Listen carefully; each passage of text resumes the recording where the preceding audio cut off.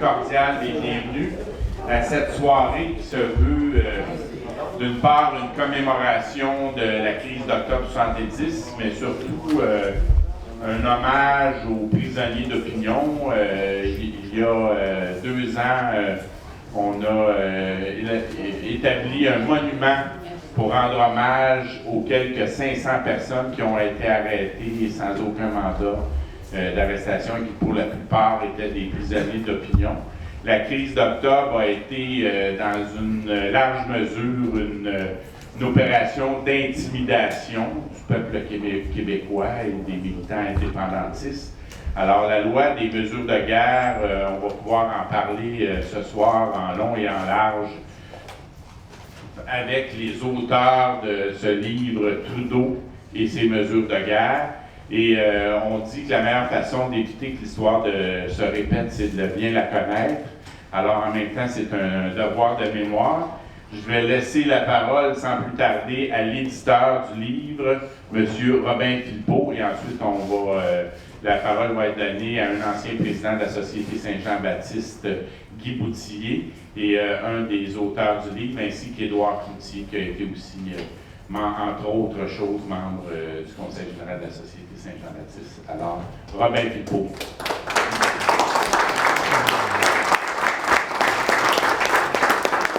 Merci Mario, puis merci surtout à tout le monde qui ont l'idée, qui pensent à ça chaque année, à marquer d'une façon ou d'une autre la proclamation des mesures de guerre en octobre 70. Il y avait eu trop d'années qui sont passées où on n'a rien fait. Et c'est très... Je salue ceux et celles qui décident de le faire. Il y a un monument maintenant devant la maison ici. Et on trouve des façons de marquer cet événement majeur dans l'histoire du Québec, l'histoire moderne du Québec, du Canada et je dirais même de l'Amérique. Alors, c'est très important. Là, je vais parler du livre, mais c'est un peu pour mieux comprendre les mesures de guerre. L'idée de faire ce livre-là a germé dans ces mêmes lieux, à peu près aux alentours de l'an 2000, où on a conçu une série de panneaux. On voulait marquer le 30e anniversaire. Guy était président de la société, moi je m'occupais des communications, et Édouard Cloutier est au conseil général de la société. Et c'est là qu'on a pensé qu'il faut marquer ça. Et donc, peu à peu, bon, on a essayé de le marquer, mais là, on a décidé de publier avec une maison d'édition qu'on avait fondée en anglais, la maison Baraka Books. On a décidé qu'il fallait publier un livre avec les documents. Puis on avait trouvé beaucoup de documents intéressants par des joueurs clés à l'époque, des membres du conseil, des ministres de Trudeau, des gens qui ont joué un jeu assez sale pendant cette période-là, et il y en a plusieurs qui ont eu des cas de conscience de la fin de leur vie. Eric Kearns, Peter Newman, Don Jameson, c'est des personnes, peut-être les gens de mon âge se rappelleront d'eux, et qu'ils étaient des joueurs importants, qui avaient consigné des détails sur comment ça s'est passé. Des choses sur lesquelles on ne s'est jamais vraiment penché au Québec. Et c'était écrit au Canada, mais ça avait comme disparu, là, parce que personne ne voulait en parler. Mais Guy, surtout Guy, et Édouard aussi, on a réussi à trouver ces documents-là, puis on a commencé à mettre ça ensemble. Et là, on s'approchait du 40e anniversaire, et on a dit, il faut sortir un livre avec ces textes-là. Laurent Desbois, qui était ici, était avec moi à Toronto en octobre 70, et il avait une boîte de documents de l'époque, avec des textes en anglais, des gens qui dénonçaient, des gens au Canada qui dénonçaient, qui avaient des informations, dénonçaient les mesures de guerre, puis avaient des informations qui ont peu à peu disparu. Alors, on a publié ce livre en octobre 2010, Trudeau's Darkest Hour. On a choisi ce titre-là parce qu'il y en a beaucoup qui disaient que c'était Trudeau's Finest Hour, l'heure de gloire de Trudeau. Et alors, ce texte-là, ce livre-là a paru, on a même, comme le comble selon nous, on était très contents, le bloc était encore très fort, On a lancé ça sur les lieux même du Parlement à Ottawa le 20 octobre 2010. Donc, on a fait, notre devoir. Le livre a bien vendu, considérant que c'est un sujet dont personne ne voulait parler. Je pourrais dire qu'avec tous ces gens-là qui ont participé, on s'attendait à ce que... D'abord, je veux dire, on leur a demandé si on peut avoir le droit de publier ces textes-là, et c'était unanime. Ils voulaient que leur texte paraisse dans ce livre. Peut-être ils voulaient préserver, être dans l'histoire. Des gens vieillissent, des fois ils veulent que leur nom paraisse du bon côté des choses. Mais quand il s'agissait de défendre ce livre-là, d'aller promouvoir ce livre-là au Canada anglais, c'était un silence assourdissant. Et c'est vraiment surprenant, c'est un sujet dont on ne veut pas parler. Et j'y reviendrai dans quelques instants. Guy a rencontré dans la rue Jacques-Yvan Morin, vous vous rappelez, l'ancien ministre, et il dit « Oh, M. Bouthier, c'est très bon, très intéressant ce que vous avez fait. Les Canadiens, ils vont l'acheter, ils vont le lire, mais ils n'en parleront jamais de la chose. » Et c'est le cas. On n'a pas pu avoir de critique du livre dans des grands médias. C'est vraiment un sujet dont on ne voulait pas parler. Ce qui est intéressant de la crise d'octobre, des mesures de guerre, ça démontre en fait la nature même de l'État canadien. Cette idée-là que le Canada est une grande démocratie est de la foutaise. Et je pense qu'il faut arrêter de le dire. Des fois, on le dit parce qu'on veut faire plaisir au Canada, ça ne leur fait pas plaisir. Oui, ça fait plaisir parce que ça démontre notre faiblesse. Ça démontre la nature de l'État canadien et la nature de Pierre Trudeau. Et je dirais, mon expérience personnelle, j'étais à Toronto, j'étais étudiant, je ne parlais pas français, à peine. Et je pense que c'est les mesures de guerre de l'octobre 70 qui m'a amené à devenir indépendantiste. Parce que j'ai vu la réaction déchaînée des étudiants avec qui j'étais à l'université. Vraiment déchaînée. Et il y a un texte dans ce livre-là de Jack Vanestein, le historien connu. À l'époque, il était un jeune professeur, puis il a décidé de... Il n'a jamais aussi peur, parce qu'il a participé dans un rallye pour le Canada, il était contre les mesures de guerre à l'époque. Et il a dit, jamais il n'a eu aussi peur qu'il y a eu cette journée-là à York University à Toronto. Et vraiment, c'est un esprit de lynchage. Là, si vous connaissez l'histoire des États-Unis, c'était dans cet esprit-là que cette réunion s'est tenue. Alors, il décrit ça dans le livre. Alors, ça démontre la nature même du Canada. Je pense que c'est quelque chose d'important que le fils de Trudeau peut faire gonfler les sondages du Parti libéral par son seul nom. Ça démontre à quel point nous avons du travail à faire, pas seulement ici, mais sur le terrain de l'adversaire. C'est vraiment quelque chose. C'est pas parce qu'il a gagné cet appui-là par tout ce qu'il a fait dans sa vie, il gagne par le seul nom. Et ce nom-là est un nom qui, selon nous, est honni. Dans d'autres pays, on ne l'aimerait pas, mais au Canada anglais, c'est de l'idolâtrie. Je vais raconter une petite anecdote. Vendredi, j'ai lancé un livre de ma maison d'édition, enfin un lancement, oui, d'un noir américain, Ishmael Reed. C'est un grand écrivain qui connaissait bien les panthères noires. Il vient de Oakland, en Californie, si vous connaissez un peu l'histoire des panthères noires aux États-Unis. Et il m'a montré une photo dont il était fier à un moment donné. Ça, c'est une photo de lui et Pierre Trudeau. Je pense que au début des années 80. Et il disait, tous les libéraux, tous les artistes de New York à ce moment-là, trouvaient formidable ce Pierre Trudeau.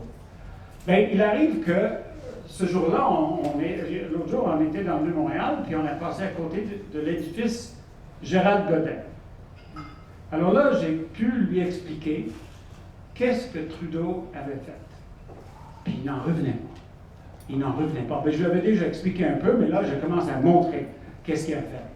enfermer les artistes, enfermer les poètes, emprisonner les syndicalistes. Et là, Ishmael, il m'a dit, Trudeau, je vais le dire en anglais, Trudeau did just that, all that, for 2 kidnappings. Vraiment, il a tout fait ça pour 2 enlèvements. Il n'en revenait pas. Aux États-Unis, les Panthères Noires, il y avait eu beaucoup de violence. Jamais ils ont imposé des mesures de guerre avec tout ce que ça comportait en emprisonnement de monde. Alors, là, il dit, bon, là, il a compris. Il a vraiment compris. On a visité le Québec et lui, maintenant, il parle toujours du Québec. Il a compris que Trudeau était un homme de posture. Il se demandait, mais pourquoi les artistes le trouvaient si bien? Ben, c'est parce que les États-Unis sont toujours prêts à se plier à la volonté des Canadiens anglais. Et je termine là-dessus. En fait, les leçons pour nous, c'est qu'il faut aller se battre, du moins se battre physiquement, mais pas nécessairement, mais se battre sur le plan idéologique, avec des documents, sur le terrain de l'autre. C'est vraiment, là, c'est une obligation parce que sinon, dans 10, 15, 20, 30 ans, 40 ans, Trudeau va être encore le Canadien du Canada anglais. Il va être l'homme sur lequel on fait des hagiographies, l'idolâtrie. On va élire le fils juste à cause du père. Alors c'est vraiment à nous d'aller sur le terrain de l'autre pour défendre la vérité sur ce qui s'est passé en 70. Sinon, octobre 70, on va faire de octobre 70 ce qu'on essaie de faire avec la guerre de 1812. Ce qu'on a fait avec la révolte des Patriotes, c'est qu'on les a effacés de l'histoire canadienne. Ce qu'on a fait avec la conscription de 1917 et de 1940 aussi, si on ne va pas défendre la vérité sur Trudeau et ses mesures de guerre, on va le subir de nouveau, et tout le monde autour de nous, ils vont continuer à dire que Trudeau était un grand homme. Sur ce, je vais laisser la place à d'autres, et on pourra en discuter davantage après. Merci beaucoup.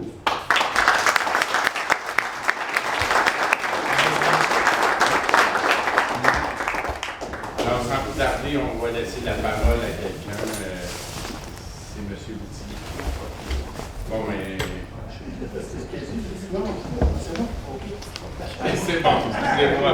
Il y a eu un léger mélange, mais bon, quelqu'un, comme j'ai dit tantôt, qui a écrit aussi plusieurs livres, notamment sur la commission Gambry, le scandale des commandites.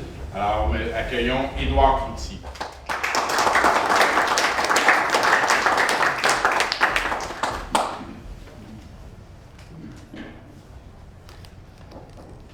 Aujourd'hui, nous avons le devoir de nous rappeler qu'il y a 42 ans, s'est produit une agression majeure contre le peuple du Québec.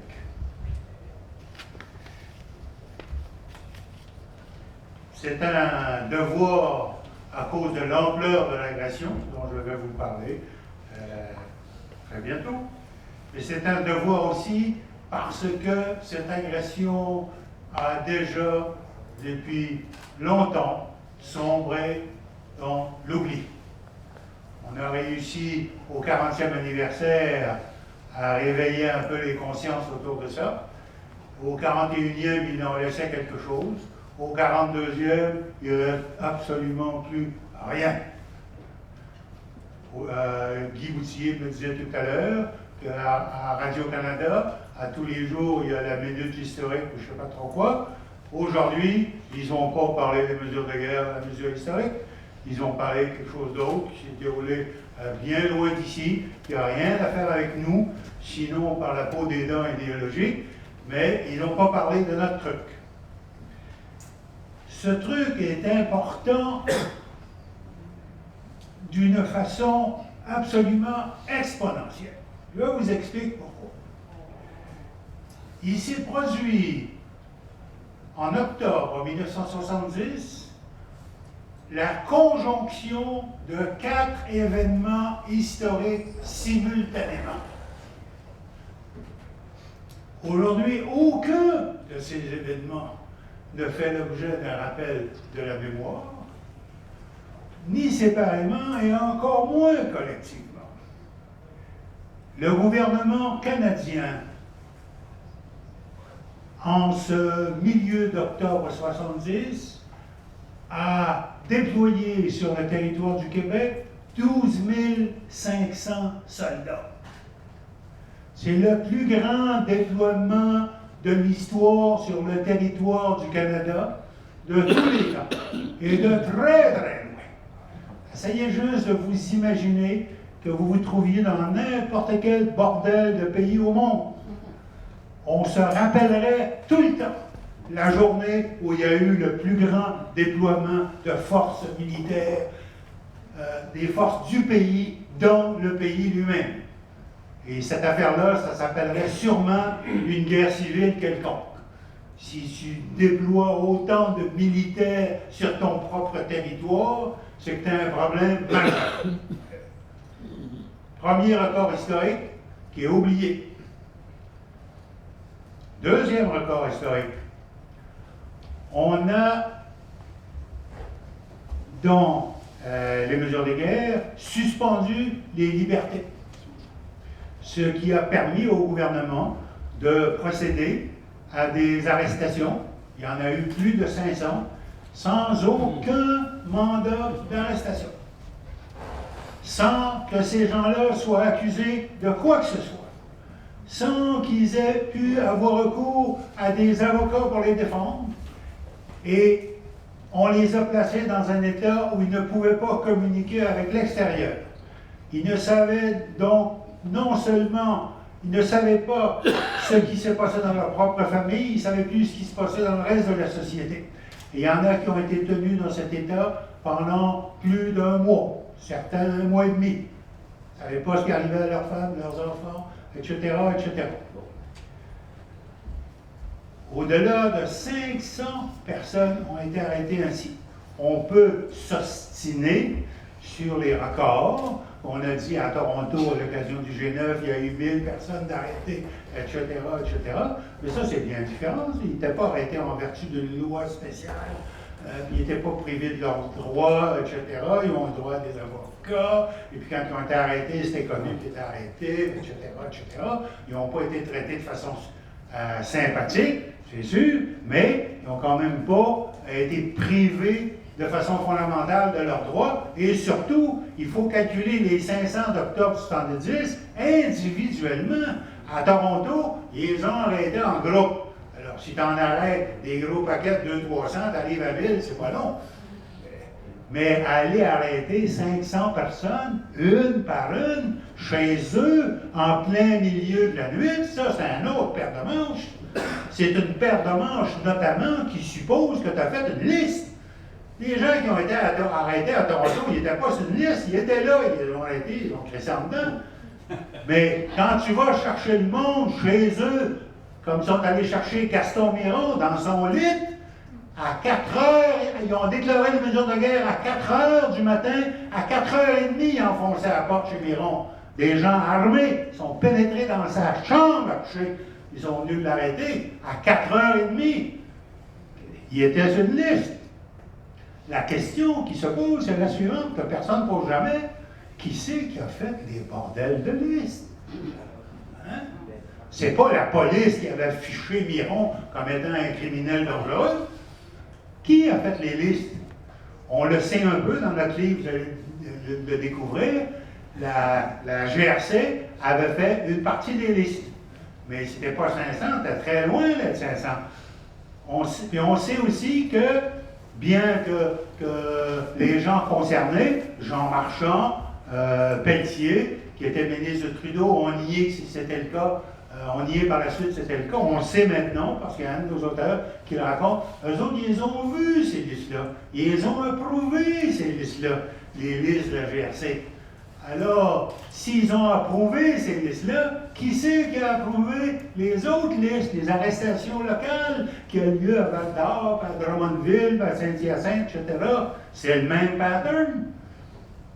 Des listes ont été établies en partie par la police, en partie par des gens du Parti libéral du Canada.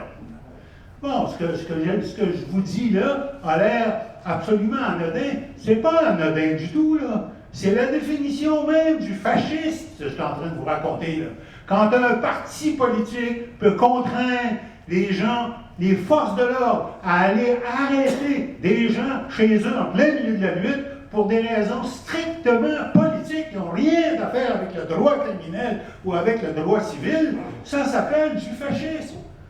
C'est l'essence même du fascisme. C'est-à-dire que tu t'empares de la force de l'État sans tenir compte de la loi, pour l'appliquer à l'encontre de tes ennemis politiques. On s'est comporté à notre égard, nous qui défendions le Québec, comme étant des ennemis qui avaient droit à aucun droit. On a usé à notre égard des méthodes les plus violentes qui se pouvaient, sauf nous tordre le cou. Deuxième record historique, le plus grand nombre de personnes arrêtées à partir de listes nominales de tous les temps au Canada. Troisième record historique, on a fait des perquisitions. C'est difficile de savoir parce que tout ce que je vous raconte là, ça n'a jamais fait l'objet d'un rapport gouvernemental quelconque. Il n'y a pas eu de commission d'enquête là-dessus. Et donc, les auteurs disent que ça varie entre 10 000 et 30 000 perquisitions. Ça dépend de ce que vous entendez par perquisition. On a une idée de ce que c'est une perquisition.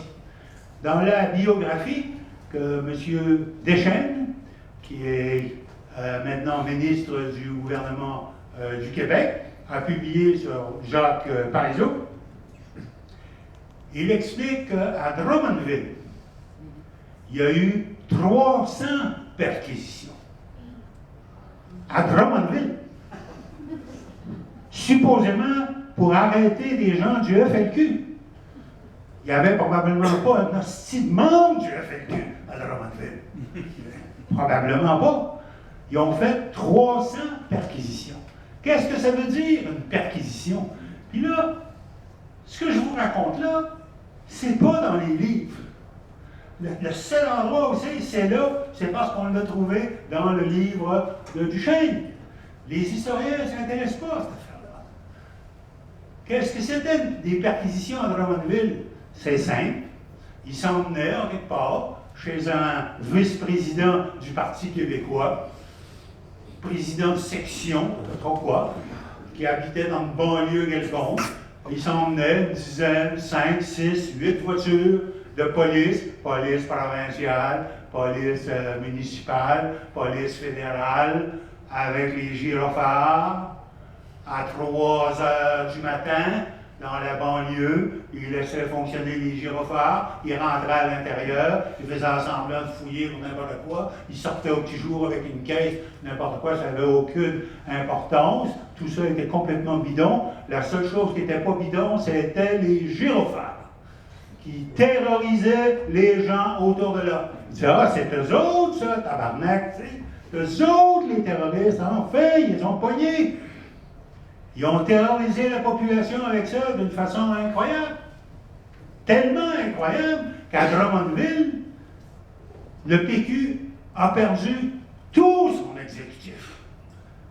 Tous les gens qui s'occupaient du parti ont démissionné. C'était plus tenable. Ils étaient montrés du doigt comme étant des terroristes, des gens qui appuyaient le terrorisme, etc., etc. Pas si vous voyez ce que ça veut dire. Ça aussi, c'est du fascisme pur. L'utilisation des forces armées pour des raisons, la force de l'État pour des raisons strictement politiques, sans aucune espèce de fondement légal, sauf la loi des mesures de guerre qui te permet justement de sortir de la légalité et de faire tout ce que tu veux sans avoir de compte à rendre à personne. 30 000 perquisitions, ou même 10 000 si vous voulez. C'est un record historique. En aucune occasion au Canada, on n'a jamais fait de façon simultanée 10 000 perquisitions, encore moins 30 000 perquisitions. Et là aussi, vous pouvez vous poser la question, qui s'est établi les bordels de liste pour faire les perquisitions? C'est les mêmes personnes. C'est des gens politiques qui ont fait des listes pour la police et ont dit, vous allez perquisitionner chez un tel, bien tel, bien tel, bien tel, bien tel. Ce n'étaient pas des gens choisis au hasard. La preuve qu'ils n'étaient pas choisis au hasard, puis qui ont été choisis pour des raisons politiques, pour une grande part, c'était des militants indépendantistes d'une vague ou d'une autre, d'une couleur ou d'une autre, ou des militants de gauche, sans être forcément indépendantistes. Ils ont décimé le PQ cette journée-là, à pratiquer cette affaire-là. Ensuite, donc, troisième record historique qui s'est produit de façon simultanée avec les deux autres dont je vous ai parlé. Quatrième record historique, on a mobilisé de façon simultanée toutes les polices du Québec. Toutes les polices qui étaient sur le territoire du Québec, police fédérale, police provinciale, police municipale. On raconte cette affaire-là comme si ça s'était passé uniquement à Montréal. Ça ne s'est pas passé à Montréal, ça s'est passé à travers le Québec partout. Exemple, quand on a sorti notre livre, les gens sont venus nous voir et nous ont raconté des trucs. À Rivière-du-Loup, couvre-feu. Ils ont établi le couvre-feu. À 8 h du soir, tout le monde devait rentrer chez eux. Essayez de vous imaginer une façon de terroriser la population. Le couvre-feu. Le couvre-feu, c'est une façon en temps de guerre. Là. Quand tu dis aux gens qu'il y a un couvre-feu, c'est quelque chose de très grave qui se passe. Là. Alors qu'à Rivière-du-Loup, il ne se passait absolument rien, sauf le couvre-feu. Non, mais il faut saisir ça. Le gouvernement du Canada a terrorisé la population québécoise. Puis là, je pourrais en mettre toutes des couches par tout ça, n'est-ce pas? À Montréal, pendant un grand nombre de jours, des hélicoptères survolaient Montréal à basse altitude. Le gars qui dirigeait les opérations militaires nous le raconte. On a trouvé son écrit, ses mémoires, il nous le raconte. Là-dedans, il y avait eu l'ordre de se promener à basse altitude au-dessus de Montréal, puis de faire semblant qu'il débarquait, puis embarquait du monde qui était occupé quelque part. Il était occupé juste à nous terroriser. C'était ça leur occupation. Puis, essayez juste d'imaginer ça. Je ne sais pas si ça vous est déjà arrivé, là. Même si t'es en dedans ici, c'était un hélicoptère en haut, là, à 150 pieds au-dessus de l'édifice, là. Tu fais pipi dans tes culottes quand tu passes, n'est-ce pas? S'il se tient là tout le temps, puis il passe tout le temps, puis c'est terrorisant. On a terrorisé la population en mobilisant, en faisant la plus grande mobilisation policière de tous les temps au Canada. Plus grande mobilisation armée, plus grande mobilisation policière, plus grand nombre d'arrestations nominales, plus grand nombre de perquisitions, tout ça de façon simultanée, à l'encontre d'une idée, la nôtre, c'est-à-dire l'idée du Québec, et puis même nous, on ne s'en souvient plus. Nos médias, aujourd'hui, n'ont pas parlé. Ils ont ignoré cette affaire-là complètement. Il faut essayer de comprendre pourquoi. Que les autres l'ignorent, bon, ben ça, on peut comprendre que je ne suis pas trop fier de cette affaire-là, puis que, bon, il y a mon temps pour en parler. Mais que nous l'ignorons, il y a une façon de comprendre ça, c'est qu'on a été l'objet d'une agression qu'on pourrait facilement comparer à un viol. Les femmes qui sont violées n'aiment pas ça d'en parler non plus. Ils ne racontent pas ça. Tu es obligé de les forcer à raconter ça. Ils ne sont pas fiers de ça, pas parce qu'ils se sentent coupables, c'est juste qu'il est arrivé quelque chose de tellement écrasant, n'est-ce pas? Ils préfèrent oublier ça. Donc le violeur, on ne parle pas. La personne qui est violée, on ne parle pas. Personne n'en parle. Pourtant, c'est important qu'on sache ça. C'est important que nous sachions que le gouvernement du Canada, à l'occasion devient absolument fasciste, sans qu'il y ait aucune distinction entre lui et les régimes fascistes qu'on a connus partout à travers l'histoire dans le monde. On a un grand nombre de nos auteurs anglo qui traitent Trudeau de fasciste dans cette affaire, n'est-ce pas? On le prend là. Ils disent qu'il a semé la terreur, n'est-ce pas? Que les gens étaient dans un état d'esprit hystérique. Les ministres du cabinet disent ça, des gens racontent ça partout. C'était l'hystérie, une hystérie entretenue volontairement par le gouvernement du Canada. Nous avons toutes les raisons de nous rappeler cette affaire-là. Parce que ça continue. Les pratiques fascistes, quand elles ne sont pas arrêtées, elles se répètent. Et elles se sont répétées déjà un bon nombre de fois. On n'a même pas fait le lien, n'est-ce pas? À Toronto, quand ils ont chargé les gens qui s'opposaient au G7 et au G10, il y a juste un mec en Ontario, là, un ombudsman qui a fait le lien entre les mesures de guerre et ce qui s'était passé là, qui ont arrêté des grands nombres de gens, mais bon, ça a passé comme du beurre dans le poêle aussi. La façon dont on a traité les étudiants québécois qui portaient le col rouge au cours du printemps et de l'été qui vient de se passer est apparentée à celle-là aussi, même si ce n'est pas le même gouvernement. C'est la même idée. Quand il y a une contestation fondamentale, l'État se permet de poser des gestes qui, en temps normal, sont inacceptables et qui le deviennent par le fait même, parce qu'on ne s'est pas rappelé que ça arrive, ce genre d'affaire-là. C'est du fascisme, il faut le dénoncer en tant que tel. Je ne suis pas en train de dire que ce qui s'est passé dernièrement ici a eu la même ampleur qu'en 70. Il n'y a rien qui se compare à 70 jusqu'à présent. J'espère que je vous ai convaincu de ça. Et qu'on doit graver ça dans notre mémoire. Ici, on a fait un monument. Nous, on a un livre. On espère qu'il va en sortir d'autres et puis qu'on va en parler. C'est un truc oublié et inoubliable. Si nous oublions ça,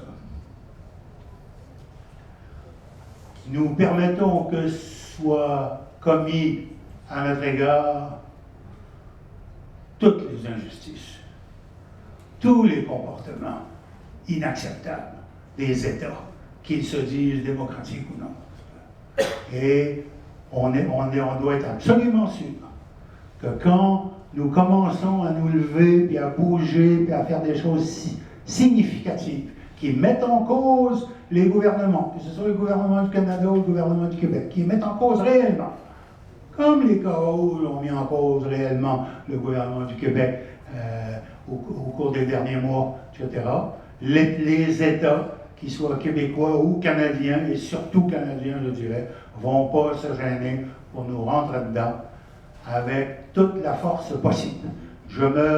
En clôture, je me permets juste de faire une rallonge.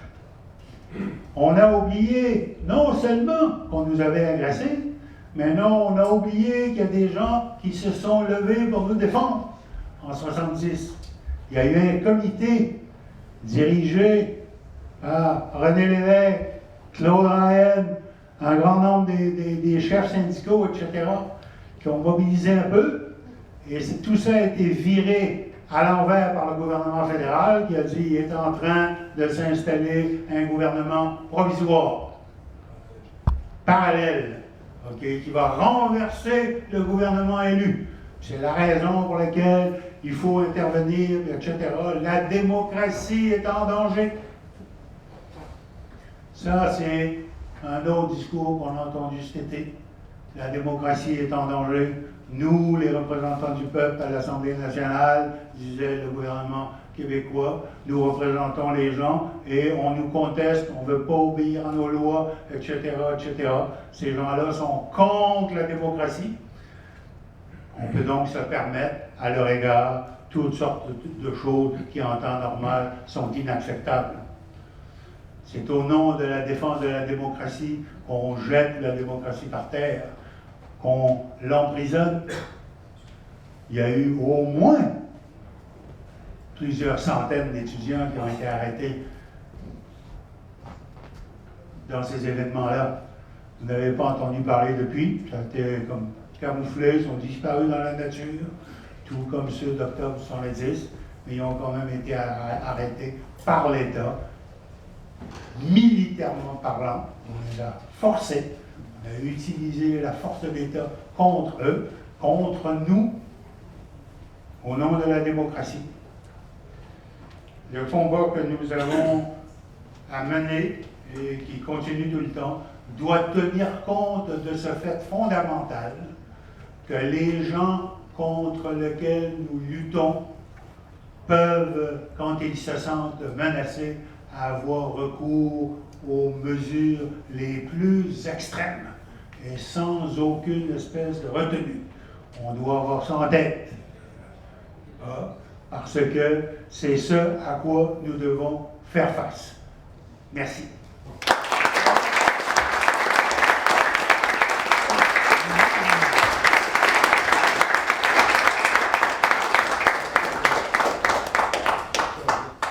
Merci.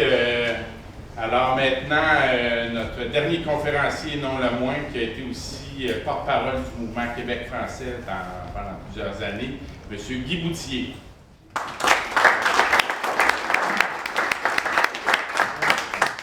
Chers amis, merci et bravo à mes deux amis qui ont pris la parole, qui ont dit à peu près tout ce que moi-même voulais dire. Bon, je pense que je ne serai plus bref. Ça permettra à tous d'intervenir après à leurs questions. Bravo aussi à tous ceux qui ont pensé, en fait ceux qui sont dans la salle, Mario et les autres, organiser la journée de mémoire d'aujourd'hui. L'acte de mémoire d'aujourd'hui. Il n'y en a pas beaucoup. Je pense que Edouard le disait, personne n'en parle aujourd'hui. Même, je vous fais une confidence, je parlais à ma fille qui est politisée, bon, très bien, professeur de sociologie, ça doit être politisé. Je lui disais que je venais ici ce soir parler du sujet que vous savez, mais elle dit, pourquoi c'est pas un anniversaire. J'ai dit oui. Les anniversaires, c'est pas aux 10 ans. En 70, il y avait eu la commémoration en 80, il y en avait eu une en 90, il y en a eu une en 2000, il y en a eu une en 2010, et tous les autres. Entre soi, on ne se fête pas bonne année seulement tous les 10 ans. Ça nous rajeunirait à marquer. Cette idée de ne pas en parler. Et je crois que l'origine de notre démarche, l'origine du livre, c'est exactement cela. Comment se fait-il qu'un événement aussi massif, puis soit un sujet dont on ne parle pas, dont on ne veut pas parler? Ceux qui l'ont vécu, qui l'ont connu, je pense que la moyenne d'âge ici fait qu'on a tous à peu près vécu cette période. Et c'est ça le point de départ. Comment se fait-il qu'on n'arrive pas à en parler? Et nous, indépendantistes, quand on en parle, tout de suite, on nous déconsidère, on nous délégitime, on dit « Ah, tu fais de la politique avec ça, ah, tu n'es pas objectif, etc. » On était coincés, emmurés de notre mémoire de ce fait, d'autres faits aussi dans notre histoire, mais parlons de celui-là. Notre mémoire est enfermée. Elle est enfermée, et dès qu'on veut en sortir, on nous mitraille, y compris parfois, même nos amis politiques, qui ont en principe les mêmes espoirs, les mêmes idées, les mêmes projets indépendantistes que nous. C'est un sujet dont on ne veut pas parler. Et là, je me suis dit, on est tellement emprisonnés qu'on a trouvé la formule, c'était ça le livre, c'est ça le livre. Le livre a paru en anglais, c'est quand même bizarre. L'ancien, comme vous dites, porte-parole du MQF, qui publie un livre d'abord en anglais. What's that? Qu'est-ce que ça veut? Ça a étonné pas mal de monde à l'époque. Et pourquoi est-ce que le livre a paru en anglais avant de paraître en français? Parce que c'est un livre de collection de textes, c'est une anthologie de textes écrits par les Canadiens anglais. Et on a pensé que la meilleure façon de faire ressortir cette vérité, c'était d'abord on était apprécié aussi, on voulait le sortir pour le 40e, c'était de le faire dans leur langue. Puis ensuite, ça a été traduit et remonté, etc. Mais ce seul fait qu'on se soit senti obligé pour se redonner, donner ou redonner le droit d'en parler,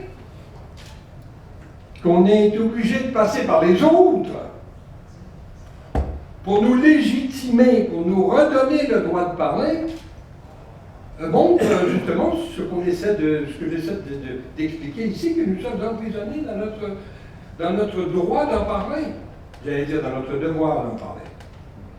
Alors donc c'était ça l'idée du livre, et c'est ça l'idée, je crois, d'être ici ce soir, de se redonner, reprendre possession, se redonner la mémoire de ce fait. Parce que ce fait est un fait massif, est un fait politique, est un fait militaire. Après tout ça a commencé par une déclaration des mesures de guerre. Ça aussi, c'est un fait unique dans l'histoire du Québec, dans l'histoire du Canada, dans l'histoire de pas mal de pays supposément beaux, fins, gentils, démocratiques comme nous sommes supposés l'être, qu'en pleine période de paix, pour régler un problème policier, il y avait un problème policier. Que pour régler un problème policier, plus exactement profitant du problème policier, on le détourne de son sens pour dire tiens, on va faire un grand coup de théâtre politique, un grand coup de guerre psychologique. Les mesures de guerre, c'était une guerre psychologique. On nous a fait la guerre psychologique. Je pense que les deux l'ont dit, Édouard l'a bien expliqué avec les hélicoptères et les descentes dans les maisons à 3 heures du matin. On nous a fait peur. Tant qu'on ne sera pas capable de dire ce qui nous est arrivé, de le dire avec nos mots, tant qu'on ne sera pas capable de sortir, si vous voulez, du scénario policier, du scénario des rapports entre la police et le FLQ, tant qu'on sera pris entre nous à dire ouais, mais à quelle heure ils l'ont tué, comment ils l'ont tué, parce qu'il s'est tué lui-même, qui c'est qui a fait ça, et à quelle heure était-il, enfin, et où étais-je moi-même, etc. Tant qu'on va s'en tenir à ça, on n'arrivera pas à poser la vraie, à se poser la et à s'approprier la chose. Et tant qu'on n'arrivera pas à se l'approprier, cette chose-là qui est terrible, ce qui nous est arrivé, c'est terrible,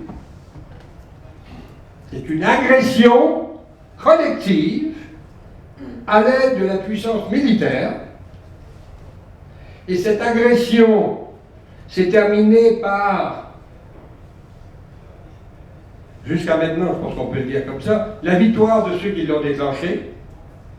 C'est donc pour nous une défaite. Et tant qu'on ne pourra pas le voir comme ça, tant qu'on ne pourra pas le dire, tant qu'on ne pourra pas se le dire, tant qu'on ne pourra pas le dire à nos enfants et maintenant à nos petits-enfants, ça va continuer à agir, à nous faire mal, à nous faire peur, à nous paralyser. À nous paralyser. Oh, pas de ça, Guy. D'ailleurs, j'écoutais Edouard, tout de suite, là. C'est terrible ce qui nous est arrivé. On est capable de faire l'indépendance. Parce qu'ils ne vont pas nous faire le même coup. Parce qu'ils ne vont pas nous déchirer une partie du territoire. Après tout, ils ont une armée, on n'en a pas, on ne peut même pas en avoir.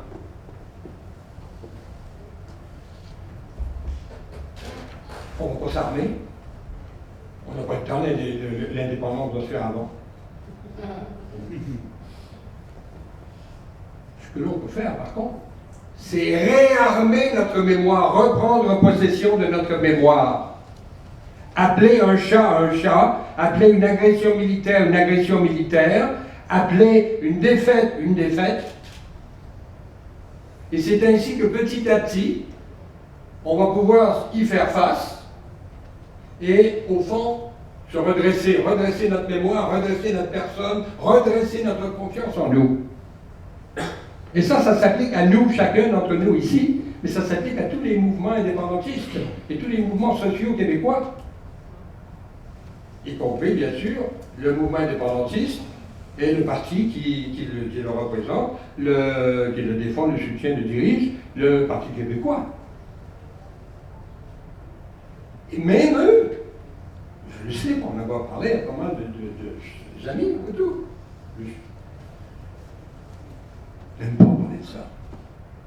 Chapeau d'ailleurs, je veux dire, j'ouvre une parenthèse, mais ça a été évoqué tout à l'heure, je crois que c'est toi qui en as parlé, on a réussi, le texte anglais, on a réussi à le faire lancer à la Chambre des communes, à la barbe de Trudeau, si je puis dire, grâce à, c'est lui-même, c'était son idée à lui, grâce à, voyons, j'ai vu ça.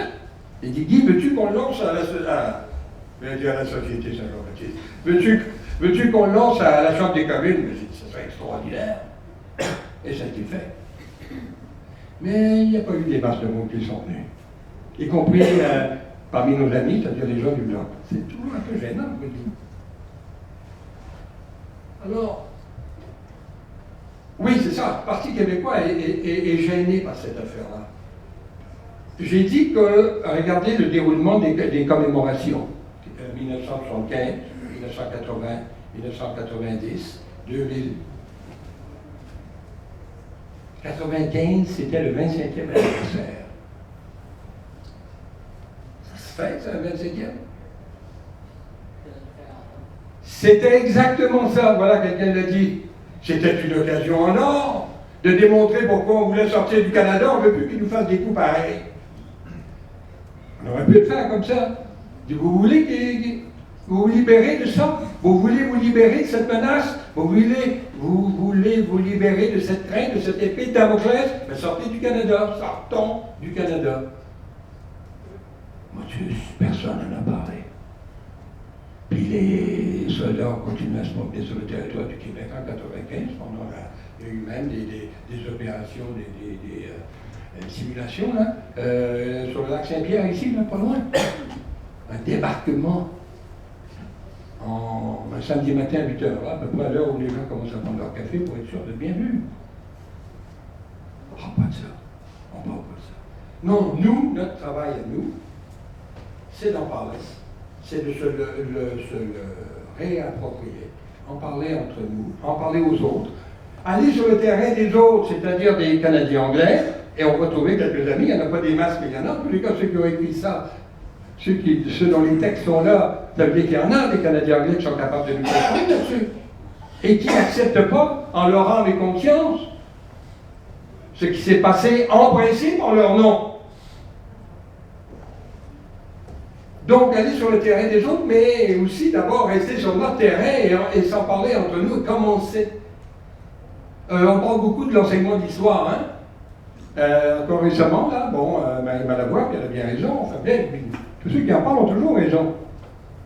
Mais on parle le problème de l'enseignement de l'histoire, ça a toujours l'air d'être un problème du gouvernement, du ministère, à être réglé par le gouvernement et par les professeurs d'histoire.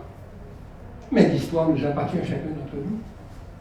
Chacun d'entre nous, on peut, en parlant, en pensant, en réfléchissant, en lisant, on peut agir.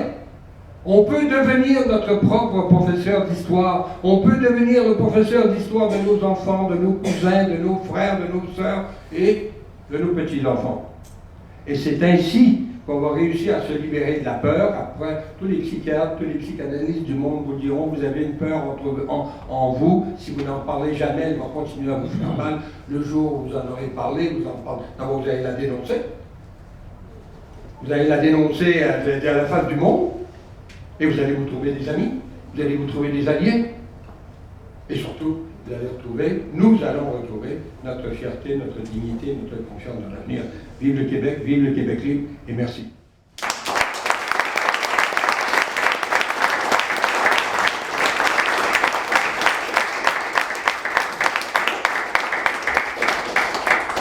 J'inviterai peut-être nos conférenciers à se placer en avant et s'il y a des gens qui ont des commentaires ou des questions à poser, on peut le faire.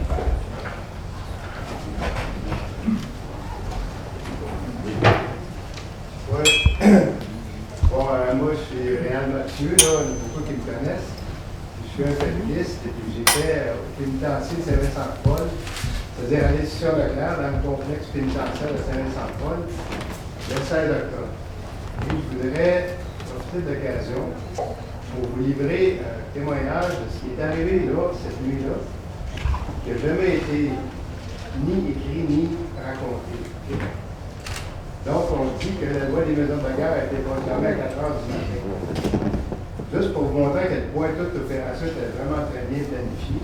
À 1h30 environ du matin, cette nuit-là, on a commencé à entendre des bruits dans les couloirs de l'institution Leclerc où j'étais. On était 6 fédéristes à cet endroit-là.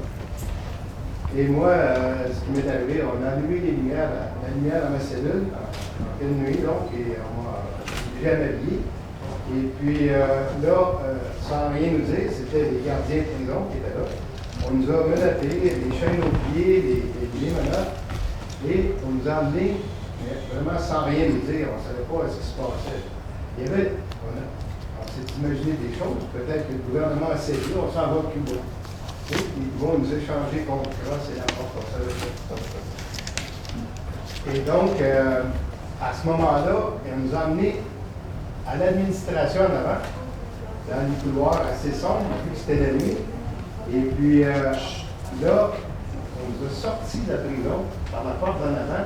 C'est à ce moment-là qu'on a entendu et qu'on a vu des hélicoptères. En fait, il y avait un hélicoptère à peu près à environ 150 pieds au-dessus de l'administration de l'institution Leclerc. Il y avait un camion de soldats, avec un jeep de l'armée et quelques camionnettes de l'administration des pénitenciers. Et ce qu'on appelle un panier à salade, grillagé. Donc, on nous a fourrés dans les camionnettes et on est parti. Alors, imaginez, nous, on ne sait pas où est-ce qu'on s'en va, c'est des soldats, des hélicoptères qui nous éclairent avec des grosses spotlights. On ne sait pas où est-ce qu'on s'en va. Quand j'ai vu le film là, sur la crise d'octobre où il y a Claude Gauthier, dans le film, il y a une exécution simulée dans ce film-là. Alors, c'est des idées qui nous sont passées dans la tête à ce moment-là. Où est-ce qu'on s'en va? Donc, en ce qui me concerne, on s'en allait pas loin. On nous a transféré de l'institution Leclerc au vieux pénitencier de Saint-Vincent-de-Paul. C'est à peu près 3/4 de kilomètre, 1,5 kilomètre en convoi militaire. Okay? Et là, nous avons rentré au vieux pen, en dedans des murs, et on a réouvert un bloc cellulaire qui était désaffecté depuis des années, était condamné de démolir. Le fameux cell bloc 1. Okay? Donc, d'abord, on est passé à la fouille, dénudé complètement. On nous a laissé un caleçon, une paire de bas. On nous a même enlevé nos vêtements de détenus habituels. On nous a donné ce qu'on appelle une chienne, là, comme les mécaniciens portent dans les garages. Là. Donc, on a eu ça comme vêtements, une chienne, une paire de bas, même plus de bottines ou de souliers. On nous a mis dans des cellules qui étaient désaffectées depuis des années, là, du cell bloqueur. Et on nous a comme oubliés là pendant 3 mois. Okay? On nous a tout enlevé, si on pouvait enlever un détenu. C'est-à-dire pas de crayon, pas de papier, pas de livre, pas de visite de la famille, pas de visite d'avocat, vraiment plus rien, sauf une lumière. Et même la marche quotidienne à l'extérieur auquel tout prisonnier a droit, même ça, c'était très, très aléatoire. On a été longtemps sans avoir. À un moment donné, on a vu, il y avait un certain angle où on voyait un drapeau du Canada, on a vu un drapeau en berne. On a conclu qu'il y a quelqu'un qui avait perdu la vie, mais c'était pas plus officiel que ça. Et finalement, on nous a... ça a duré 3 mois, comme je disais. Ça s'est terminé, ces conditions de vie-là, quand Paul Rose, Jacques Rose et Francis Simard ont été capturés dans un trou à la ferme de M. Bégé Saint-Loup, dans ce coin-là. Et ça, c'est arrivé, je pense, 29 décembre.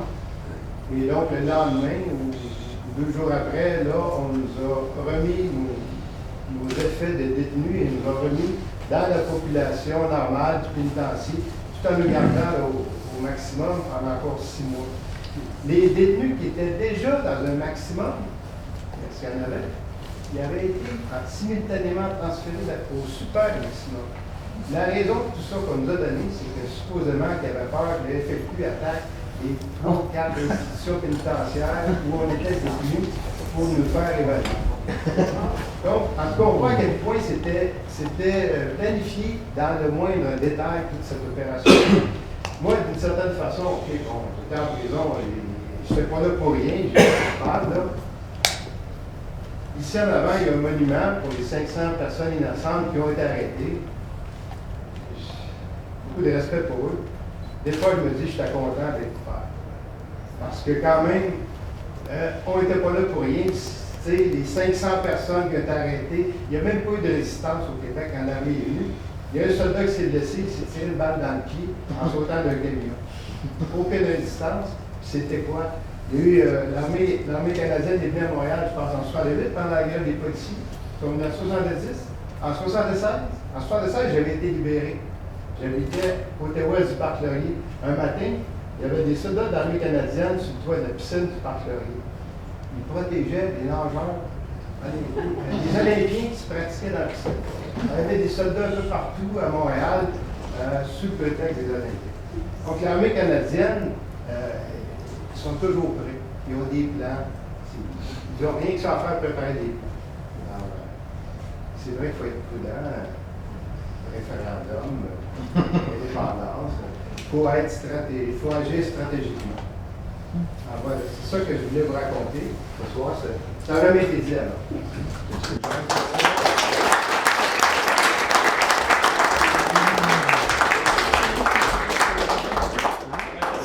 J'aurais une question pour Édouard, mais peut-être j'aimerais entendre aussi Robin et Guy au niveau de la relation entre 70 et la grève étudiante de cette année. Je pense que lorsque les étudiants ont fait des marches et sont allés faire un tour dans la montagne,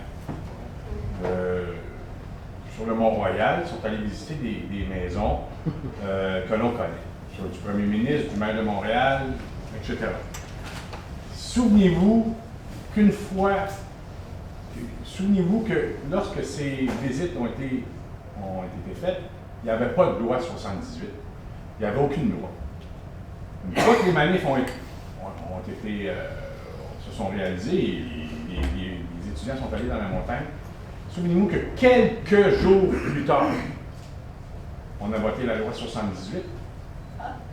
On a voté des peines extrêmement sévères pour les porte-parole des étudiants et des peines extrêmement sévères pour les mouvements, les associations et mouvements. Et ça ne se limite pas seulement aux étudiants. Cette loi s'élargissait à tout le Québec. Je vais vous donner un exemple.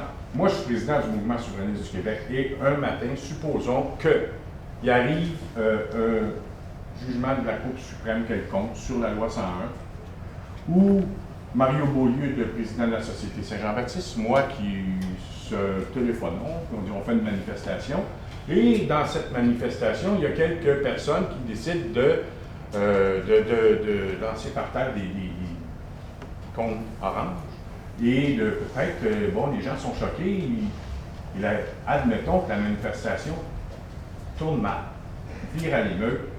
La loi 78 donnait, je ne me souviens pas exactement des montants, mais 20 à 25 à 7 000 par personne, 20 à 25 000 par président d'association et 125 000 à l'association. C'est ça la loi 78. Pourquoi? Parce que les étudiants sont montés dans la montagne. Excusez là, mais j'aimerais entendre Édouard qui disait qu'il y avait du fascisme en 1970. Quel rapport peut-on faire avec la grève étudiante de cette année? Peut-être Guy ou Robin? Bon, on pourrait faire des comparaisons en regardant un certain nombre de choses qui sont pareilles ou pas pareilles. Premièrement, il faut partir avec l'idée que c'est pas du tout de la même ampleur. 70, c'était une attaque systématique avec des moyens, des très grands moyens, c'était préparé depuis longtemps, etc. Le militaire qui dirigeait les opérations, il il s'exprime là-dedans. Il dit qu'ils étaient mieux organisés, l'armée canadienne était plus préparée à la crise d'octobre pour faire ce qu'ils ont fait en octobre qu'ils ne l'étaient à la Seconde Guerre mondiale. Ça, il faut que tu sois préparé, là. Il était plus préparé pour ça que pour la Seconde Guerre mondiale. Selon lui, qui n'est pas le dernier venu, c'est lui qui dirigeait les opérations, là. C'est des paroles lourdes de sens. Il était préparé. Puis c'est une préparation que tu ne fais pas à 3 jours de vie, là. Tu ne déploies pas 12 500 soldats à l'intérieur d'une semaine, là. Déployer 12 000, ça demande une préparation d'un grand nombre de mois. Arrange ça comme tu veux. Tu sais, 12 500 soldats, c'est juste de penser à ça. Quand tu organises un pique-nique, toi, tu y penses pendant 3 jours. Là, c'est pas être là, il faut que tu les nourrisses, il faut que tu les soignes, il faut que tu les torches, il faut que tu fasses tout. C'est pas 12 500 personnes qui ne sont pas chez eux. Ça y est d'imaginer ça. Bon. Pourquoi tu fais ça? Moi, c'est mon hypothèse. Quelle a été la conséquence? Il faut regarder la conséquence d'octobre. La conséquence d'octobre, ça n'a pas été... ça voulait, ça, de tuer l'idée de l'indépendance. En tout cas, de la massacrer complètement, de casser les reins au Parti québécois. Ça n'a pas réussi. Quelques mois plus tard, il y a eu une partielle sur la Rive-Sud, justement dans le comté de La Porte, et le PQ a progressé dans le nombre de voix qui lui avait été accordé. Il n'a pas régressé, contrairement à ce que tout le monde... Donc l'idée n'a pas reçu le coup mortel qui lui était destiné. Mais il y a une chose qui a reçu un coup mortel, et ça ne s'est pas relevé depuis le temps. Ce qui a été vraiment touché, c'est l'esprit de révolte que représentait le FLQ. C'est-à-dire une attitude qui dit là, c'est assez. Là, ça ne peut plus durer. Là, il faut que ça change de façon fondamentale. On va prendre les grands moyens, on va prendre les moyens qu'il faut pour que ça change. L'esprit de révolte. Quand je vais une phrase plus loin, moi je ne suis pas chef de parti, je ne représente personne, je peux me permettre de parler comme je le pense. Pour faire ce qu'on essaye de faire, il faut que tu sois révolté. C'est un sine qua non. Si tu n'es pas révolté, tu ne renverseras pas l'ordre établi. Il faut que tu sois en tabarnak. Il ne faut pas que tu le prennes. Il ne faut plus que tu le prennes. Puis quand tu casses ça, tu as cassé pas mal d'affaires. Et depuis 1970, ça a été pas mal cassé. Les seules fois où on a vu que c'était pas cassé, c'était quand les jeunes sont allés à Toronto contester le G10 puis le G7. Puis on a sorti les grands moyens contre eux autres. Là. On dit ceux-là, il va falloir les casser. Il faut le frapper sérieusement en bas de la ceinture. Il faut qu'ils sentent que ça fait mal. Parce que là, on ne tolérera pas ça. Puis les corps rouges étaient aussi révoltés, selon moi. Révolter, ça ne veut pas dire prendre les armes. C'est ça que ça veut dire. Révolter, ça veut dire on ne le prend plus. Là. C'est terminé, cette affaire-là. On va faire en sorte que ça change. Une volonté d'un changement de base. Puis là, pour l'ordre établi, ça, c'est absolument inacceptable. Ça, il faut que tu casses ça. Il faut que tu frappes ça en bas des blancs. Puis peut-être un peu plus haut si ça ne tombe pas dans le premier coup. Faut, et ce qui est arrivé en octobre, c'est qu'on a cassé l'esprit de révolte. Et il faut retrouver cet esprit de révolte. Oui. Je suis désolée de vous interrompre parce que quelqu'un qui aurait une... Saul qui a un tour dans le stationnement. Le stationnement derrière. Oui. Bon, est-ce qu'il faudrait aller déplacer votre voiture? Ah, je voulais pas trouver.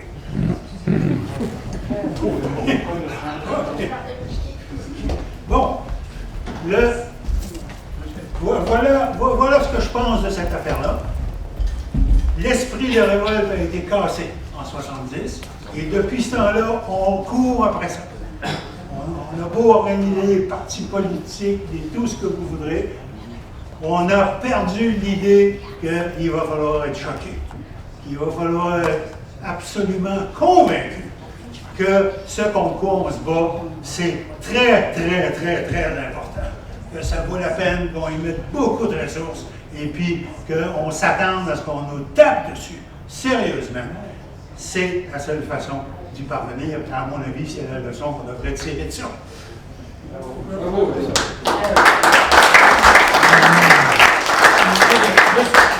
J'aimerais dire la comparaison, je pense qu'il y a une comparaison à faire entre le gouvernement Charest et le gouvernement Trudeau. Il faut se rappeler que Charest a été envoyé en 1998 pour mettre le Québec à sa place. Il n'a pas été testé tout ce qu'il faut jusqu'à ce printemps. Et son comportement était très semblable et il est sorti de la crise droite de Trudeau complètement. La façon dont il a géré cette crise-là, c'était pour casser le mouvement. Et il n'a pas réussi à casser ce mouvement. À part ça, je suis tout à fait d'accord avec Édouard que c'est l'esprit de révolte qui est revenu au printemps. Mais depuis 1970, cet esprit n'était pas là, qui faisait en sorte que tout le monde est capable de faire n'importe quel compromis. Oui, je vous remercie pour votre présentation. Peut-être un petit rappel, vous avez mentionné, effectivement, après le décès de Pierre Laporte, il y a dû avoir une partielle. Mais à ce moment-là, c'était le comté de Chambly. Et il faut se rappeler que celui qui a fait la partielle, vous avez mentionné Drummondville, où le Parti québécois a perdu tout son exécutif. Pierre Marois, qui on doit le souligner, qui est devenu ministre en 1976, a dû faire cette partielle-là. Et les quelques-uns qui ont osé l'aider, se faisaient dire dans le porte-à-porte et par le président de l'élection, c'était ceux-là qui avaient tué Pierre Laporte. C'est dans ce contexte-là qu'il a fait la partielle. Ouais. Il avait beaucoup de courage. Il ne faudrait pas oublier qu'à la commission Gomery, il y a un monsieur Chuck Guité, gaspésien d'origine malheureusement, qui a dit « Nous étions en guerre ». Roméo Leblanc, un fier Acadien de descendance, dans le cabinet de Trudeau, a dit plus tard, lors des mesures de guerre, « It was a war room ». C'est un conseil de guerre que Trudeau... Et les Anglais ont toujours été en guerre contre nous. Toujours. Depuis 200 ans, vous n'avez souligné certains points. Mais je vais ajouter un 5e point qui est avant-gardiste. Si vous voulez écrire un autre livre, je crois. Le PQ n'était pas encore au pouvoir. On avait toujours les relents de la patente French Canadian. On n'était pas québécois tout à fait encore en 70. Et un autre élément qui est récent, c'est qu'au niveau de la presse, on a attaqué l'armée et les polices d'un bout, from coast to coast, d'une mort à l'autre, toutes les associations francophones hors Québec. Il faudra faire peur. Je peux vous dire, c'est là que j'ai compris que le Québec, c'était mon pays. Je remercie Trudeau pour ça. Bravo. Alors, on a surtout le 5e point. Parlant des journalistes de Radio-Canada à l'époque, j'en ai connu de Toronto, de Moncton, de Winnipeg et peut-être d'autres. Il y a eu un contrôle massif et systémique de toute la presse francophone dans tous les postes francophones de Radio-Canada d'une mort à l'autre. Et ça, je pense que c'est assez historique. Et ça frôle le fascisme. Oui.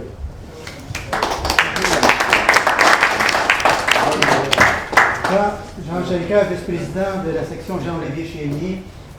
Il y a un aspect qu'on oublie de parler dans les activités de 1970, c'est l'aspect commercial de cette crise-là. On pense qu'il y avait uniquement l'idéologie politique. Moi, j'étais le plus important fabricant de jetables médicales à cette époque. J'avais une usine à Saint-Louis-de-Terrebonne qui alimentait tous les hôpitaux des anciens combattants canadiens.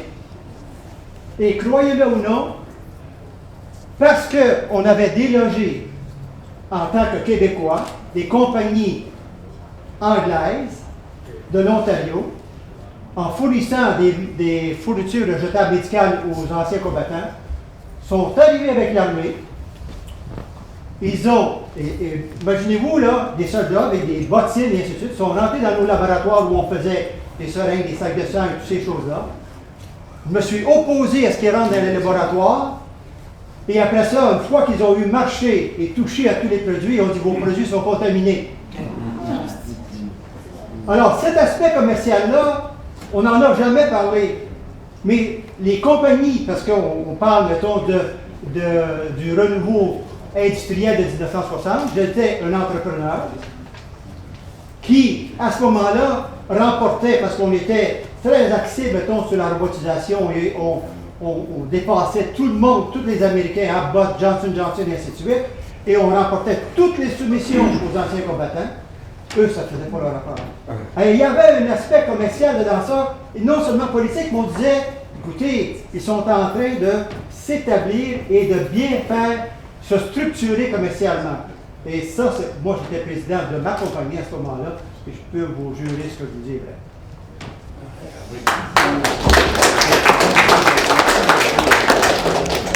Merci, monsieur. Très important témoignage. Si les historiens travaillaient moindrement sur la question, ils pourraient sortir des centaines d'histoires comme ça, n'est-ce pas? Justement, et ça rejoint un propos dont on parle souvent, toi et moi. Ce soir, il y a des gens qui vont y en avoir d'autres, j'en suis sûr. 3 témoignages de choses que moi je ne connaissais pas forcément. Réal, Mathieu, ce que vous venez de dire, Jean, et puis les élections du 8 février 71. Déjà 3. Et contrôle de la presse en Ontario, des Radio-Canada. Ce qui veut dire que quand on commence à en parler, et tout à l'heure je disais, il faut qu'on reprenne possession de la terre. Quand on commence à en parler, la mémoire se libère. Des choses dont on ne parle pas tous les jours, j'imagine, dans le métro, Réal ne va pas parler de ça tous les matins, etc., etc. Si vous n'en parlez pas, si on n'en parle pas entre nous, nous qui avons vécu cette période-là, imaginez tout ce que les gens qui viennent après nous, les plus jeunes, ne sauront jamais.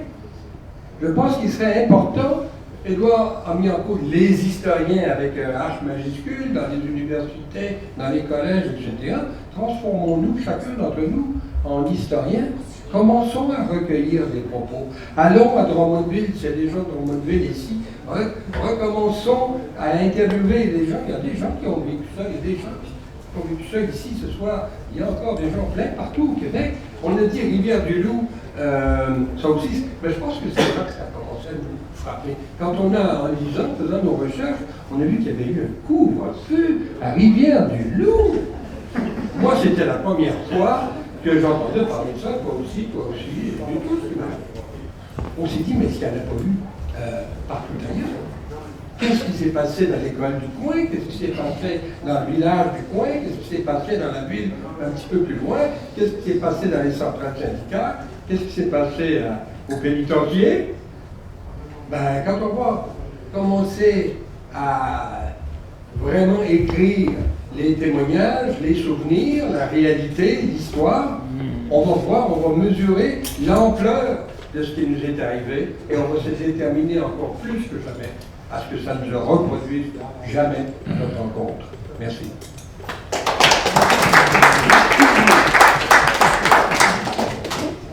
C'est vrai que ça me rappelle un tas de souvenirs. Mon fils aîné qui a 20 ans, avec une très vague ressemblance avec Paul Rose, la même barbe, et s'était arrêté souvent.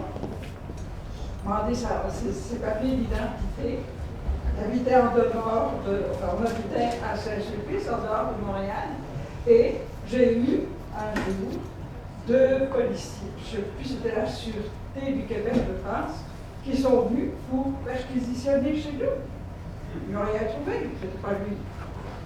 Une autre chose aussi dont je me suis souvenu, à l'époque, l'Université du Québec avait ouvert sa faculté de droit et j'y étais inscrite lors d'un travail d'équipe en droit administratif. j'ai trouvé quelque chose dans un livre, un astérisque en bas. Parce que vous vous souvenez que les autorités refusaient de reconnaître les FLQistes comme prisonniers politiques. Ils prétendaient que c'était des prisonniers de droit commun. Et dans ce livre, en astérisque, c'était marqué « Les FLQistes n'ont pas droit à la libération conditionnelle ». Et mes professeurs, qui étaient des avocats, je ne me souviens plus de leur nom, qui défendaient les FLQistes, ont été tout contents qu'on ait trouvé cet élément-là. Et ils sont partis avec ça. Je ne sais pas s'ils en ont fait, mais ils sont partis. Merci, madame. Moi j'ai l'explication de ça. Les felkistes, là, en 63, les premiers qui ont été sentencés, la plus grosse sentence, c'était un nombre de 12 ans. Ils ont tous été traités comme les autres détenus. Au bout d'un tiers de leur sentence, 4 ans, le monde de il y a eu une libération conditionnelle. Tous les autres étaient sortis. Deuxième vague, ARQ. Même traitement. Troisième vague, ARQ. Mort d'homme, et puis ils ont été colonnés. Il y avait la peine de mort. Ils ont été dans le cellule des colonnes à mort pendant une couple d'années. Mais là où ça a changé, c'est quand il y a eu la bombe, la bourse de Montréal, mise là par le groupe de Geoffroy. Ça, là, je pense qu'il y a eu 40 quelques blessés. Là. Ça les a vraiment touchés au cœur, hein, la bourse. Et puis, Jérôme Choquette, à ce moment-là, a exigé de la Commission nationale des libérations conditionnelles fédérales un droit de veto sur les libérations conditionnelles des felkistes au Québec. Et ça lui a été accordé. De ce jour, on a eu un statut de prisonnier politique. Avant ça, c'était correct. Okay? Même moi, ceux de mon groupe, là, il y en a qui avaient été libérés, ont été arrêtés en 66, mais déjà en 68, il y en avait eu qui avaient été libérés. Là, Jérôme Choquette obtient son droit de veto et c'est un non systématique à toutes les libérations conditionnelles ultérieures. De 68 à 70, aucune libération conditionnelle. C'est pour ça qu'on s'est ramassé 23 en prison. Parce qu'avant ça, il y avait un roulement. Il en rentrait, il en sortait, etc. Ça roulait. Mais là, on était rendu 23. C'est pour ça que les gars à l'extérieur, qu'on ne connaissait pas du tout, hein, les frères autres, je ne connaissais pas. J'avais 19 ans, j'habitais à Montréal, lui était sur la rive sud. Donc, les frères Rose, et aussi dans le tour, ils avaient vu ce qui était arrivé à l'Amérique du Sud, avec les Tupamaros qui réussissaient à faire libérer 300 prisonniers en échange d'un ambassadeur américain, par exemple. Alors, bon, ils ont voulu faire la même chose. Il y a eu 2 tentatives qui ont échoué à 70. C'est pour ça que l'armée était si prête aussi. En mai et en juillet, je pense, complot d'enlèvement du consul israélien et complot d'enlèvement du consul américain qui ont été inventés un peu par hasard par la police. C'est sûr qu'en 70, il était prêt. Mais le statut de prisonnier politique, c'est vraiment Jérôme Choquette qui nous l'a octroyé par son intervention politique. Et ça a duré comme ça. Moi, par exemple, j'étais éligible à une libération conditionnelle imaginée en juillet 70. Normalement, j'aurais été libéré parce que j'avais fait un cours d'informatique, j'avais un emploi qui m'attendait. J'aurais dû être libéré. Moi, Cyriac de Lille, un autre felkiste, on était éligibles en même temps. On a été refusé, remis à 6 mois. On était en juillet, remis à 6 mois. Il y a eu la crise d'octobre, entre-temps. Nos dossiers ont été mis en dessous. Et finalement, moi, je n'ai jamais eu de libération conditionnelle. J'ai fait mon temps plein. Okay? Parce que Jérôme Choquette avait décidé qu'on était des prisonniers politiques. C'est juste pour ça. S'il n'y avait pas eu cette affaire-là, je pense qu'il n'y aurait pas eu de crise d'octobre. Merci. Merci de le dire. Monsieur, vous parlez. Je vais mettre mon petit grain de sel. Je pense que tout le monde connaît très bien l'adage romain civis pacem parat bellum. Si tu veux la paix, prépare la guerre. Moi, quand j'étais jeune, dans mon quartier d'Hochelaga, c'était un des quartiers les plus toughs de toute la ville. J'ai attrapé raclée après raclée. Quand je suis allé à la Palais National, puis j'ai commencé à prendre la lutte olympique, et quand je suis devenu cadet, j'ai appris à tirer de la 303, tout à coup, dans le quartier, je suis devenu quelqu'un de très respectable. Je ne sais pas pourquoi. Je n'avais pas changé, j'étais le même homme. J'ai fait 28 ans dans l'armée canadienne comme officier. Officier d'infanterie, parachutiste, officier d'état-major, professeur d'un collège militaire, 28 ans tout et partout. Pendant la crise d'octobre, j'étais à Saint-Jean-sur-Richelieu. J'ai vu ce qui s'est passé, j'ai reçu la visite de la police montée. La police montée est venue me voir et on dit « Vous avez été vu, vous, en face à la régionale de Chambly il y a 3 semaines, avec Paul Rose dans une automobile noire de l'armée. » Vous imaginez, il y avait de quoi avoir peur. Seulement que, depuis que je suis devenu un tough, un tueur, j'ai plus peur. J'ai dit à la police, j'ai été vu, moi, oui. Où était le chauffeur? Le policier me regarde et dit, hein? Mais le chauffeur, vous savez, comme officier, je n'ai pas le droit de conduire une automobile noire d'état-major. Ça me prenait, il a fallu un chauffeur en avant. Parce qu'il peut m'obliger même à m'asseoir en arrière. Alors, si nous étions Paul Rose et moi, où était le chauffeur? Le policier me regarde et dit, ah, je n'ai pas pensé à ça. Il s'est levé et il est sorti. Pas longtemps après, je peux vous donner le nom maintenant, en public. Il y a un général d'armée canadienne, à l'état-major à Ottawa, qui m'a déplacé et qui m'a installé à la Force mobile de Saint-Hubert, d'où je prépare tous les plans d'intervention armée. Et ce général-là, c'est Dextraz. Il ne m'a pas dit un mot. Il m'a juste dit, je t'envoie à Force mobile, là, sauver, tiens-toi tranquille, Chris. Oui, monsieur. Oui, monsieur. Il dit, tu sais, moi, je traite bien mes officiers. Oui, monsieur. Je me suis retrouvé à Force mobile. Qu'est-ce que je vois arriver comme officier d'état-major? Je vois arriver un document top secret. 2 enveloppes scellées qu'il fallait que je défasse, qu'il fallait que je regarde. Exercise Neat Pitch. 1971, après la crise d'octobre, une 2e intervention armée se préparait, pire que la première, parce qu'il y avait encore plus de déplacements.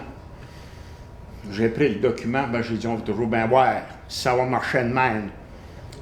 Tu veux la paix? Je veux la paix, on va faire la guerre. J'ai pas peur de la faire. Je suis allé voir M. Parizeau avec le document, j'ai dit, tiens, ça c'est votre copie. En ferez ce que vous voulez, publiez-la. Parizeau, il commence à lire ça, il dit, ça n'a pas de bon sens. Je dis, ça n'a pas de bon sens. J'ai dit, occupez-vous pas de savoir si ça n'a pas de bon sens, publiez-le. Ça va tuer l'expédition dans l'œuf en partant. Alors, oui, mais il dit, je risque 40 ans de prison, moi, si je fais ça. Moi, je risque le peloton d'exécution. Il dit, ouais. Alors, Parizeau, finalement, s'est décidé à publier Neat Pitch. Et ça a tué Neat Pitch dans l'œuf. Ça l'a arrêté raide. En même temps, Northern Express, ça c'était le Gagetown au Nouveau-Brunswick. Encore d'autres préparatifs, documents top secret, ainsi de suite. Et cette fois-là, les préparations, l'entraînement militaire, regardez bien ça, devait avoir lieu en Norvège, à Bardufoss. L'armée canadienne participait à des exercices spéciaux secrets pour l'OTAN, pour la défense de l'Europe. Mais seulement, ils se sont servis du fait que la Norvège ressemble beaucoup au Québec pour faire des manœuvres, vous savez, dans le terrain norvégien, semblable au Québec. Ils ont oublié une chose, c'est qu'un autre officier, un autre capitaine a informé les Norvégiens. Et les Norvégiens, les soldats norvégiens, ils ont une particularité que les nôtres n'ont pas. Ça s'appelle le syndicat. Vous n'avez jamais pensé à ça, vous autres, une armée qui est syndiquée, ça existe. L'armée allemande est syndiquée, l'armée finlandaise est syndiquée, l'armée suédoise est syndiquée, et l'armée norvégienne est syndiquée. Et quand tu es syndiqué, tu rouvres ta gueule et tu dis ce que tu penses. C'est pas la même chose. Tu n'as pas à 4 pattes devant les autorités. Alors là, les soldats, les Norvégiens, les officiers, ainsi de suite, ont dit, écoutez, vous vous servez de notre territoire pour préparer des interventions armées chez nous. Chez vous, ça ne marche pas. Ramassez vos bagages et allez-vous-en. Alors l'armée canadienne est obligée de ramasser ses affaires et s'en aller. Moi, à la Force mobile, j'entendais les commentaires. Who is the traitor? Who has done a thing like that? Who is the traitor? Qu'est-ce qu'il est le traître? Ainsi de suite, là. la corde, là, prête à le pendre, etc., ça donne que j'ai pas peur. Ça donne que tu vas à la guerre, on va te la faire la guerre. On va en faire à deux à la guerre, tu vas voir ça. Alors ça n'a pas fini, ça encore, ça. J'ai dit, attendez un peu. René Lévesque, à ce moment-là, je travaillais avec lui. J'étais pas supposé comme officier de l'armée, je travaillais avec lui. Je sentais que l'homme avait peur. L'homme n'était pas sûr de lui. Alors j'ai dit, écoutez, je vais préparer un plan de contingentement. Un plan de contingentement, ça veut dire un plan de défense préparé rapidement, 50 pages. Je me suis servi des services de recherche de l'armée pour préparer le plan de défense du Québec. C'est pas compliqué, ça. Hein? Faut pas avoir peur pour ça. Il faut le faire. Alors, je l'ai fait. À part de ça, j'ai demandé congé avec transport gratuit en Europe. Et là, je suis allé en Angleterre. Je me suis arrangé pour que la police montée vienne me suivre, vous savez? Puis qu'il est cornif par en arrière. Vous comprenez? C'est fin, ce monde-là. C'est intelligent, ce monde-là. Vous savez? Un imbécile comme moi, je n'aurai jamais que je suis suivi par la police montée. Et là, je suis arrivé à Londres. J'ai fait des arrangements avec des compagnies anglaises pour acheter des armes. À ce moment-là, on avait compté, les journaux racontaient, que nous étions communistes et que nous étions pour être armés par la Russie, par la Chine. Il faut intervenir par la force contre ce monde-là. Mais quand le policier, le senior, le chef inspecteur Claude Shaver, s'est aperçu que j'étais en Angleterre puis que je négociais des achats d'armes, puis en plus de ça, à la Bourse de Londres, on m'avançait à 200 millions de livres sterling. Pas de problème, monsieur. Du moment où vous achetez des armes anglaises, certainement. Alors, le policier est venu me voir un peu plus tard, après que je suis revenu, et que j'ai préparé mon plan de contingentement. Il dit, this is horrible, horrible. You're buying English weapons. T'achètes des armes anglaises? Ben, j'ai dit, ben oui. Si jamais je monte une armée, puis que je vous tire en pleine face, ça va être avec des armes anglaises, ça va vous faire plus mal. Alors là, il riait plus. Je ne comprends pas pourquoi est-ce qu'il riait plus. Moi, j'étais serein, je me sentais bien. Ma foi. Alors, de toute façon, là, j'ai pris, dans le journal Le Jour, j'ai publié le document de 50 pages avec les offres d'armée. Les Allemands nous offraient un char d'assaut fantastique. Les Allemands nous offraient une mitrailleuse qui tire 1300 balles à la minute, vous comprenez, là? Une rafale sort 40 balles. Et puis à part de ça, les Français nous offraient des missiles, les Anglais nous offraient des missiles. Pas de problème, signé ici, monsieur, on vous livre la marchandise. Le résultat, bien, il fallait s'y attendre. C'est que M. Pierre Elliott Trudeau, au début de février 1978, a déclaré en public non, il n'est pas question de prendre les armes contre le Québec. Mais ça s'appelle la dissuasion, comprenez-vous? Je traverse un parc en pleine nuit, moi, un tueur. Vous savez, on me respecte, on fait des petites courbettes devant moi. Une pauvre femme sans défense, il saute dessus, il y a dessus, il y a des valises, ainsi de suite. C'est ça, c'est l'adage latin. Si vis pacem para bellum. Si tu vas à paix, prépare la guerre. Puis si tu es prêt à faire la guerre, tu es embarqué dedans, tu vas être très respecté. C'est ce que je fais. Et c'est le travail que je poursuis maintenant encore pour aller encore plus loin. Ne pas avoir peur. Une armée, je vous le dis comme officier de l'armée, une armée, c'est fragile. Mais vous ne le savez pas. Moi, je le sais. C'est pour ça qu'il ne faut pas avoir peur d'une armée. Merci.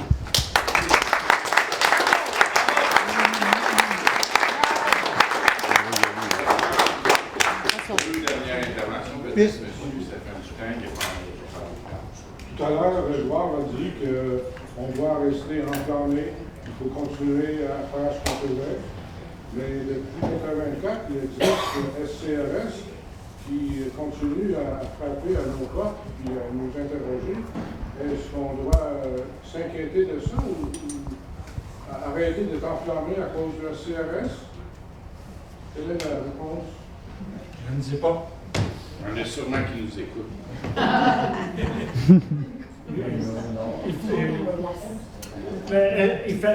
Je pense que la leçon qu'on tire des recherches de ce livre-là, c'est la nature de l'État canadien. Alors là, on est conscient, ils vont utiliser tous les moyens, tous les tours salles, ils vont s'en servir.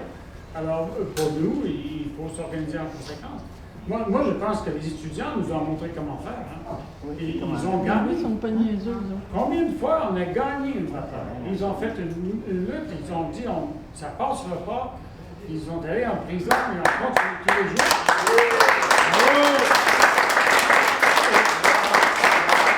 Et la meilleure chose, c'est qu'ils ont gagné. Bon, puis ils ont décidé de voter PQ ou de s'organiser. Le PQ doit sa victoire, même mitigée, aux étudiants.